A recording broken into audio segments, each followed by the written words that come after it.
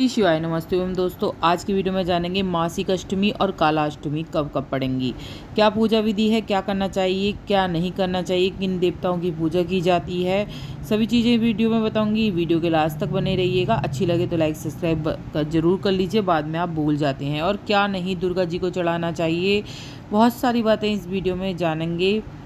Like subscribe जरूर कर लीजिए जिससे आगे वीडियो मिलती रहे। जय माता दी।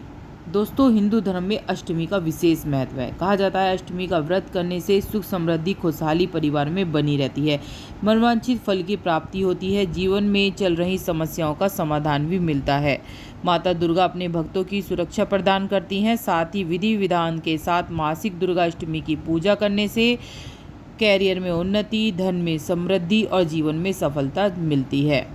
मासिक अष्टमी की क्या पूजा विधि है, जान लेते हैं। दोस्तों, मासिक दुर्गा अष्टमी के दिन साधक को सुबह जल्दी उठना चाहिए, लाल वस्त्र धारण करने चाहिए, पूरे घर में गंगा जल का छिड़काव करके पवित्र कर लेना चाहिए। इसके बाद चौकी पर लाल रंग का कपड़ा बिछाकर माँ दुर्गा की फोटो स्थापित करनी चाहिए। याद रखें, माता दुर्गा को बहुत सी चीज़ें होती हैं जो नहीं चढ़ती हैं, उसके बारे में भी बताऊंगी मैं। पहले जान लेते हैं विधि। फोटो स्थापित करने के बाद माता को जल अर्पित करना चाहिए। लाल चुनरी, 16 श्रृंगार, लाल रंग का पुष्पमाला, अक्षत्र अर्पित करने चाहिए। देवी दुर्गा को मूर्ति को प्रसाद जरूर चढ़ाना चाहिए।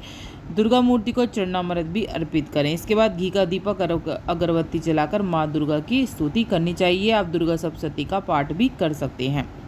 वास्तु नियमों के अनुसार दोस्तों, माता जो आप मूर्ति रख रहे हैं, याद रखिए दक्षिण की ओर आपको ये नहीं रखनी है। दक्षिण दिशा यमराज की कहलाती है। सबसे ज़्यादा इस जगह पर ही नकारात्मक ऊर्जा उत्पन्न होती है। अगर गलती से आप इस मूर्ति को रख भी लेते हैं दक्षिण में, तो घर में सुख शांति खराब हो जाती है। मूर्ति अगर आप खरीद रहे हैं या आपके घर में है तो ध्यान रखें 3 इंच से बड़ी मूर्ति आपको नहीं लेनी है। उसका रंग पीला, हरा, गुलाबी होना चाहिए मूर्ति का।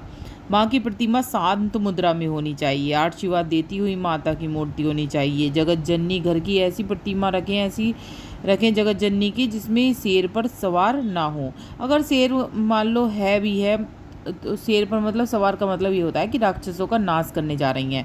अगर शेर सवार है, मुंह खुला हुआ है, तो याद रखें मिश्री या चीनी का दाना शेर के मुंह में जरूर रख दें। ठीक है, इतना आपको करना है। आप व्रत शाम के समय गेहूं और गुड़ से बनी चीज़ों का व्रत खोल सकती हैं। और प्रसाद में निवेद्य सारे जो फल हैं, जो भी आप चढ़ाना चाहें जरूर चढ़ाएं। दुर्गा चालीसा का जरूर पाठ करें इस दिन।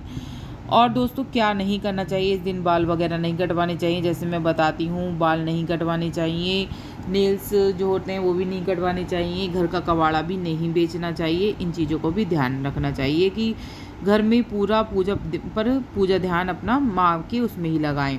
इस दिन आपको घर भी खाली नहीं छोड़ना चाहिए।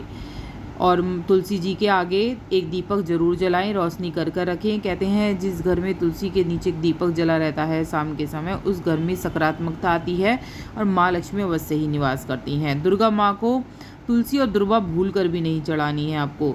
और जो मदार के फूल होते हैं, आक के फूल होते हैं, हार श्रृंगार के फूल होते हैं, वो भी माता को नहीं चढ़ाए जाते हैं। लाल पीले आप कोई भी फूल चढ़ा सकते हैं, लेकिन ये जो मैंने बताए हैं ये वाले फूल माता को नहीं चढ़ते हैं। हार श्रृंगार के आपने देखे होंगे छोटे छोटे फूल जाड़ों के समय उगते हैं, वो भी आपको नहीं चढ़ाने चाहिए। माता दुर्गा को ये चीज़ें, तुलसी दल हुआ, ये चीज़ें नहीं चढ़ती हैं।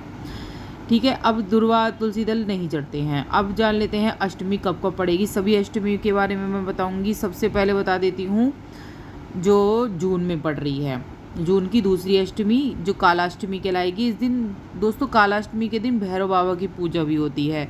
कालाष्टमी पे भैरव बाबा का जन्म दिवस माना जाता है। और इस दिन जो हमारे भोले बाबा के रौद्र रूप हैं, ये भैरव बाबा, इनकी भी पूजा होती है। ये जो होती है ना अष्टमी, ये शुक्ल पक्ष की होती है। तो अब एक तो शुक्ल पक्ष की अष्टमी आती है, कृष्ण पक्ष की अष्टमी आती है। ठीक है, अब जान लेते हैं कि अष्टमी कब कब पड़ रही है। ये जो काला अष्टमी पड़ रही है, ये जून में 28 की पड़ेगी। 28 को अगर आप व्रत रख रहे हैं अष्टमी का, 28 को तारीख को व्रत रख लें। अब जान लेते हैं जून के बाद जुलाई में कब पड़ रही है।